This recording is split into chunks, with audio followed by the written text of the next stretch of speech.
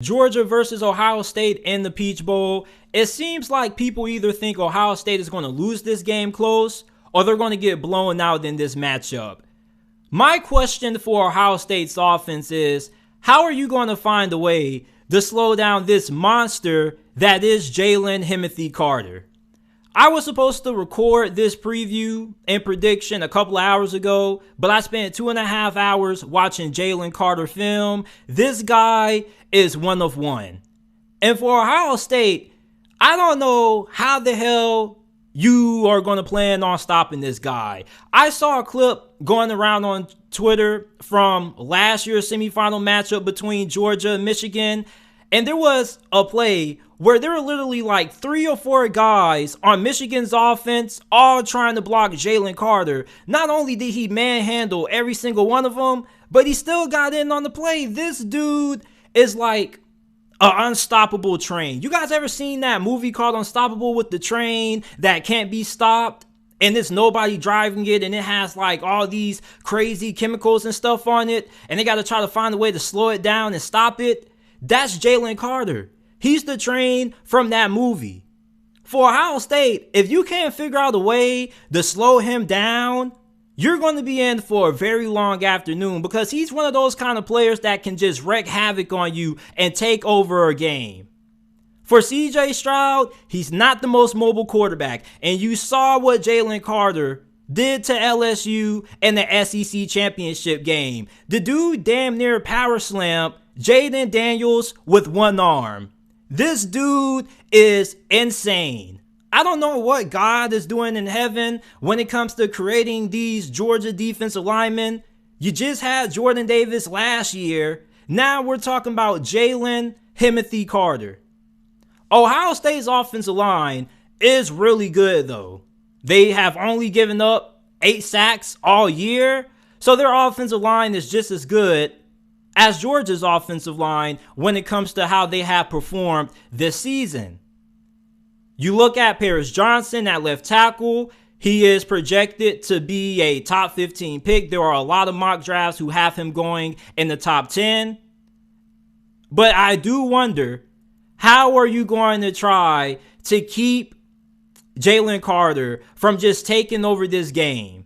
CJ Stroud, he's not the most mobile, so if you see him coming, you're either doing one or two things. You either got to throw that football, or you got to try to pick up yards as fast as possible. Because when this dude Jalen Carter is coming at you, he's coming at you very fast, very quickly, and boy, against LSU, some of these running backs were very fortunate that Jaden Daniels and Gunnar Nussmeier decided to keep the football, because Jalen Carter, he was coming, and he was coming up right through the middle, about to lay the right stick down.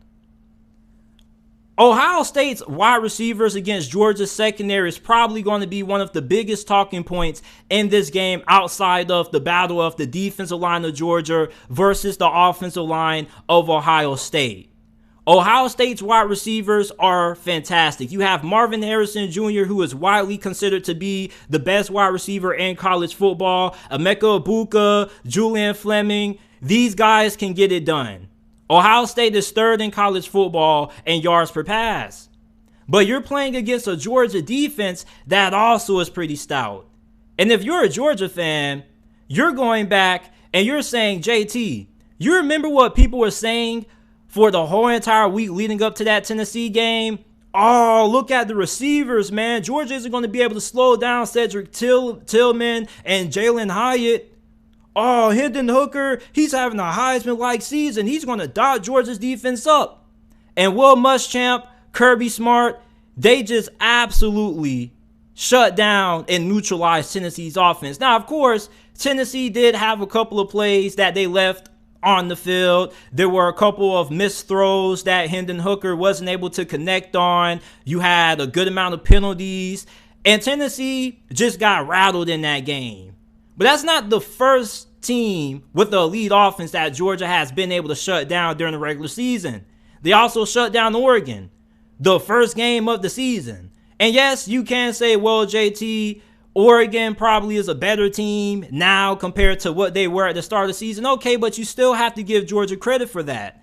This defense has proven when they are matched up against some of the best offenses in America, they show up and they show out. But I do have some matchups, or one matchup in particular, that I'm really excited about. And you Georgia fans already know. You're probably rolling your eyes. You know what's coming. You guys already knew I had to talk about it. Come on. Marvin Harrison versus Kelee Ringo. I want to see it. I have to see it. There are a lot of Georgia fans who believe that Kelee Ringo is one of, if not the best cornerback entering the 2023 NFL draft if he does decide to declare. Now listen, Kelee Ringo is a really good player, but I don't think he's as good as what a lot of Georgia fans make him out to be. Yes, he is really good inside the red zone. This dude is an athletic freak. You don't find too many corners who are 6'2", 205 pounds and run a 4.35 in today's age in football. Most of the times, you're probably going to find a cornerback running a 4.3 that's 5'10 or 5'11. Kelee Ringo is an athletic freak, but when it comes to his technique and how he has performed this season, he's been fairly inconsistent. He has some good moments, and he has some moments that make you go, Kelee, what were you doing? So I'm really excited to see how he handles the matchup of Marvin Harrison and how Marvin Harrison handles the matchup of Kelee Ringo. Marvin Harrison, this guy is a freaking GOAT. Not only can this dude run past you with speed, but he can get up on you, he can moss you, he can beat you underneath, bubble screens, slants. Like, there is nothing that Marvin Harrison Jr. cannot do. And we talk about what Ohio State has to do to slow down this monster that is Jalen Carter. But what is going to be the game plan for Kirby Smart and defensive coordinator Will Muschamp when it comes to slowing down or trying to contain Marvin Harrison?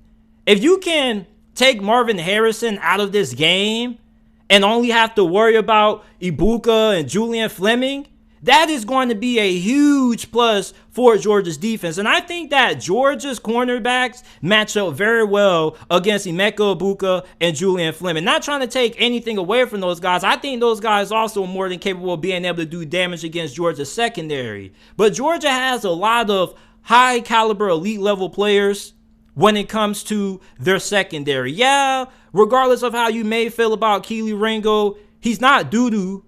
You get what I'm saying? He has his moments. He has some good plays, but he also has a lot of bad plays as well. But at the same time, you look at Tyke Smith, you look at Kamari Lassiter. I mean, there are some really stout corners on this Georgia roster. Not only are their corners pretty good, but their safety, Christopher Smith, he's outstanding. So I'm really excited to see the matchup between these wide receivers of Ohio State versus the secondary of Georgia.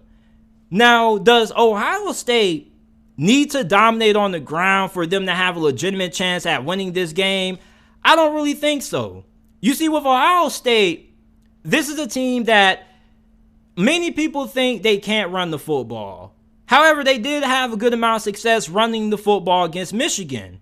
Now, Michigan isn't the defense that Georgia is, but their defense is pretty talented, and you do have to give them a lot of props for being able to have success running the ball against Michigan. As a matter of fact, in the first half, they outgained Michigan on the ground. Now, in the second half, Michigan just was able to take over that game. Their offensive line was really able to get the best of the front seven of Ohio State.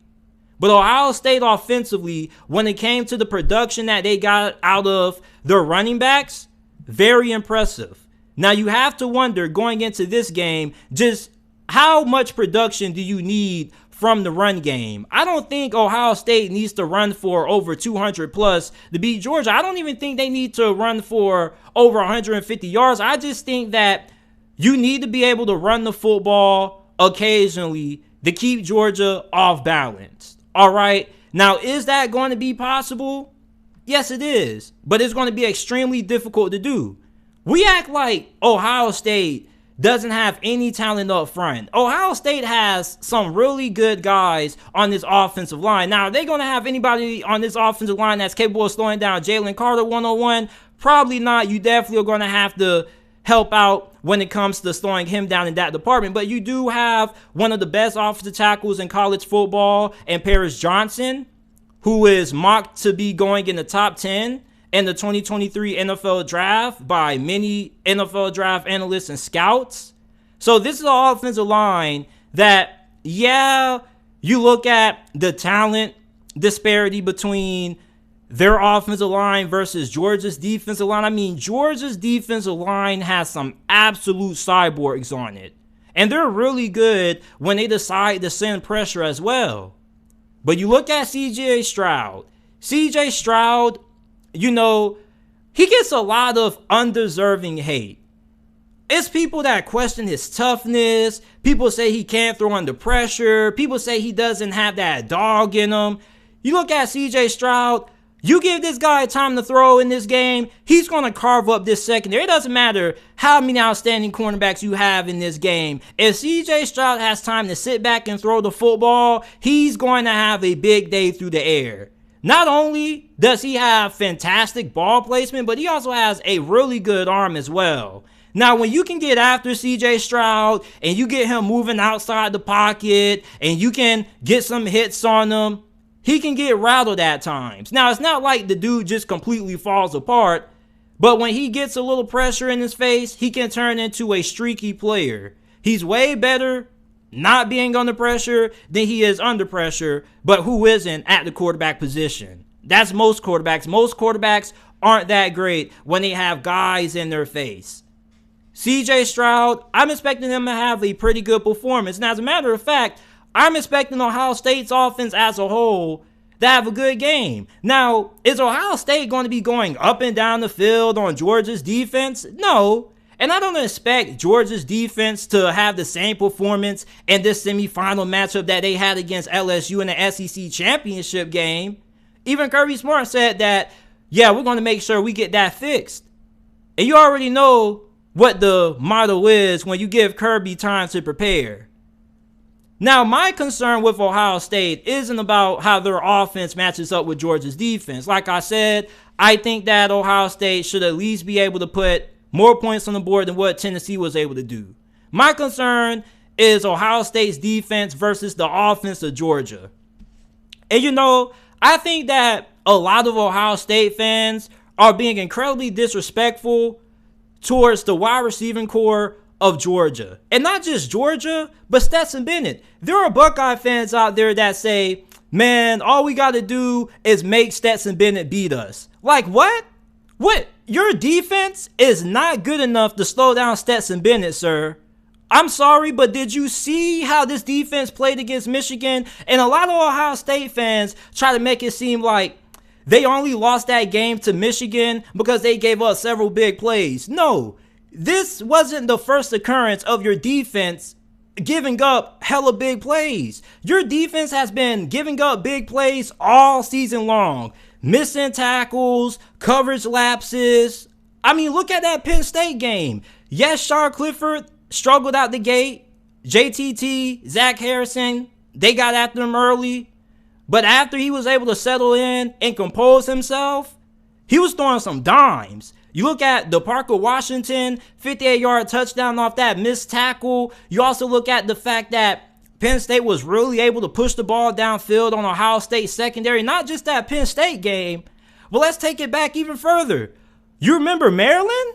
The Terps? The Terps were absolutely throwing some dimes on Ohio State secondary. To his little brother, Talia Tagovailoa, dude went 26 of 36 for 293 passing yards, 2 touchdowns, and had a quarterback rating of 90.4. And yet, Ohio State fans think their best chance of slowing down Georgia's offense is by letting Stetson Bennett beat them. Good luck. Your safeties weren't all that great against Michigan. As a matter of fact, they were getting picked on a lot. You look at the speed that Georgia has at wide receiver, I think that there's a strong chance that this secondary could once again be giving up multiple plays of 40-plus yards or more. Not just that, but really the only way I can see Ohio State's defense getting a good amount of stops in this game is if the front seven is able to play the way they did in the first half against Michigan, because their front seven was really good in the first half of that game. Now, in the second half, I don't really know what happened. The wheels just fell off the rails for the Buckeyes front seven. Michigan's offensive line was able to get the best of them, especially in the fourth quarter. That's when Donovan Edwards started really going to town with those two big fourth quarter runs. Ohio State's defense is talented. And it's not like your defense is bad because you don't have the talent. As a matter of fact, your defense should be one of the best in college football if we're just looking at this thing from a time perspective. You bring in defensive coordinator Jim Knowles, who many of us thought was going to be able to turn this defense around in 1 year, and it's been a huge disappointment. Okay? And you look at this secondary, going against these tight ends, somebody told me that Ohio State is the best team in college football when it comes to slowing down tight ends and running backs of opposing teams. And I'm just thinking, how many good pass-catching tight ends has Ohio State matched up against this year? Outside of Notre Dame and Michigan, I can't really think of too many. So I'm pretty confident that Ohio State's defense, unless that pass rush is able to get after Stetson Bennett, I don't really see them getting too many stops. For Ohio State, I think your best chance of being able to get stops on Georgia's offense isn't by making Stetson Bennett beat you, because Stetson Bennett can beat you, and I'm pretty sure he will beat you. Stop sleeping on Stetson Bennett. Stop disrespecting the mailman, because one thing about the mailman is always on time. He has first day shipping, and he gets the balls out to these wide receivers quick, fast, in a hurry. This guy is incredible when it comes to not only reading defenses, but also when it comes to getting outside the pocket, utilizing his legs to extend plays. Ohio State, the key for your defense isn't by making him beat you through the air. The key is trying to limit his mobility. Force him to beat you from inside the pocket. Don't allow him to beat you from outside the pocket, because that's kind of where he's at his best. Let him beat you from inside the pocket. Let that Georgia offensive line have to block these guys such as JTT, Zach Harrison. Ohio State has the talent to show up in this game. It's just that you just wonder, are they going to execute? That's really what it comes down to when you look at Ohio State's defense. Execution. Are you going to be able to get consistent pressure on Stetson Bennett and make him stay in that pocket and force him into a mistake? Are you going to be able to slow down the rushing attack of Georgia? You can't go into another game align what happened against Michigan and happened in this game against Georgia. Because Georgia is a way better team than Michigan, and they pretty much have similar identities. They're both balanced on offense. They both are explosive. They can kill you with explosive plays on the ground and through the air. You have a phenomenal group of tight ends. For Ohio State, you got to keep Stetson Bennett in the pocket, and you got to be able to slow down the run game. Make Georgia one-dimensional. And the reason why I say make Georgia one-dimensional isn't because I don't believe in Stetson Bennett.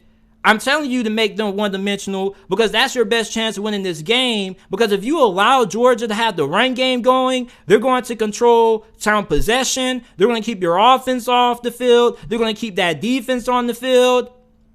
And Georgia is going to time of possession you to death.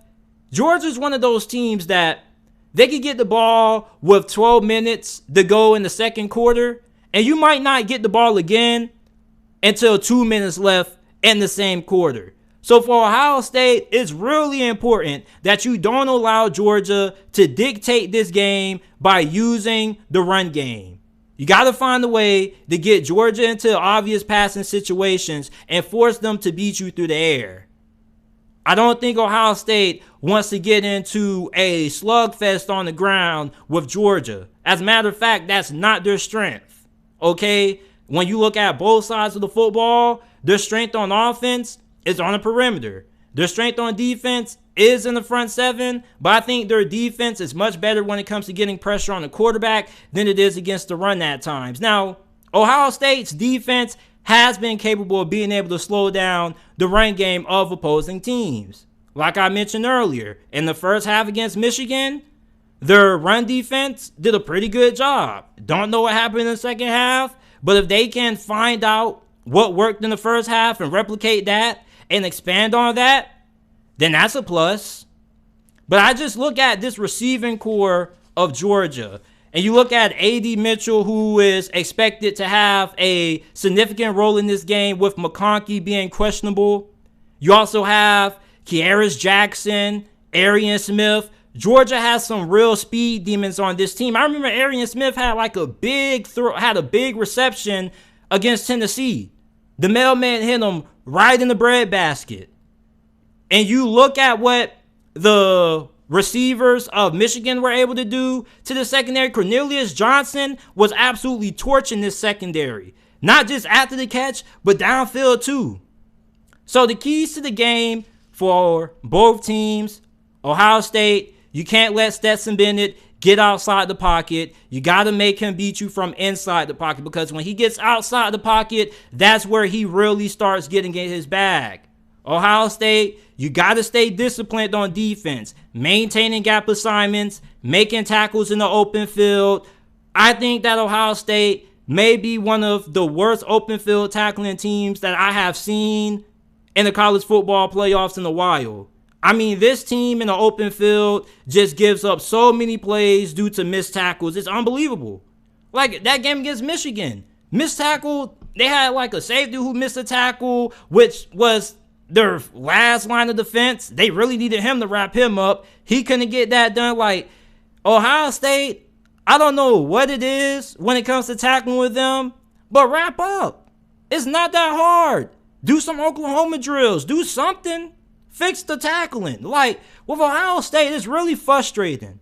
Because this defense has the capability to show up in this game. The talent is there for Ohio State. And I don't even think nobody questions the talent. It's really just the execution. Execute. Jim knows. Get these guys to execute. Do what you did at Oklahoma State, at Ohio State. I mean, come on. You have some of the most talented players in America. There's no reason for your defense to continue to get carved up the way that it has all year long. Missed tackles and big plays off it. You got to wrap up. UGA, the Bulldogs, they got to make quarterback CJ Stroud uncomfortable. We already know when you get pressure on CJ Stroud, you get in his face, he's a different quarterback. So you have to try to slow down Marvin Harrison, because you already know that's going to be their clutch. That's going to be their safety blanket. That's how they're going to try to neutralize Jalen Carter. They're probably going to try to come out, try to run some quick passes on the perimeter, maybe some bubble screens, maybe a couple of slants here and there, and try to kind of get the rhythm going. You know, CJ Stroud, when he gets in rhythm and he gets hot, this dude, he becomes mechanic-like. He becomes machine-like in a sense. This guy, when he really gets going, he kind of becomes unconscious. The dude doesn't miss. But when you get in his face, you get him rattled, he has moments where he ends up becoming incredibly streaky. And the last thing that Georgia has to do to win this game, you got to make sure that you don't have any costly turnovers. Going against a team like Ohio State with this offense, yes, your defense is good, and your defense isn't going to let Ohio State hang 40 or 50 on you. I doubt that would happen. If the most points I could see Ohio State scoring on Georgia's defense is probably 34 or 35 at most. So for Ohio State in this game, you don't want to help Ohio State by gifting them extra possessions, because their offense is good enough to capitalize off that. I have a strong time trusting Ohio State's defense in this game. Okay? That's why I have to go with Georgia to win.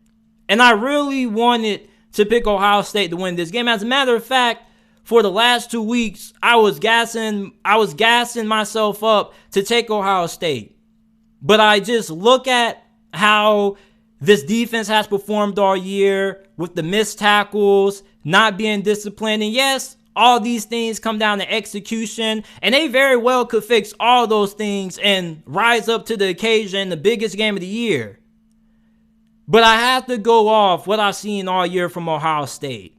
And you're going against a Georgia offense that is way more explosive than what they were last year. This receiving core, I think, is being incredibly overlooked by Ohio State Buckeye fans. And if you think your best chance of winning this game is by allowing Stetson Bennett to beat you without your secondary has played all year, yeah, I'm pretty sure Stetson Bennett also wants to throw the football and air it out on you also if you give him the chance. And I'm pretty sure Georgia has no problem doing it. To be honest with you, I don't really think Georgia respects Ohio State secondary, and I wouldn't respect it either. It's one of the worst in college football. They give up big plays galore. You get a big play, you get a big play, you get a chunk play on the ground too also. So for Ohio State, if your whole argument is, well, JT, we didn't give up those 7-6 big plays against Michigan, we probably win that game. Okay, cool. But you act like you haven't been doing it all year. That just wasn't a one-off performance. So at this point, it's kind of who you are, you know. And for Ohio State, you also got to deal with the threat of Jalen Carter, this superhuman. I'm going to take Georgia to win this game.